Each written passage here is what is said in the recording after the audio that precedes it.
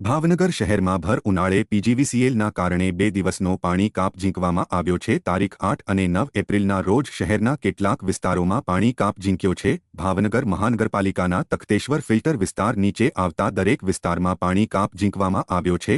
જો કે આ પાણી કાપ પાછળનું કારણ વીજ કાપ હોવાનું મહાનગરપાલિકાએ જાહેર કર્યું છે. જેથી કરીને તારીખ 8ના રોજ તખતેશ્વર ફિલ્ટર હેઠળના વિસ્તારો અને તારીખ 9ના રોજ ડાયમંડ ESR હેઠળના વિસ્તારમાં પાણી પુરવઠો મળશે નહીં.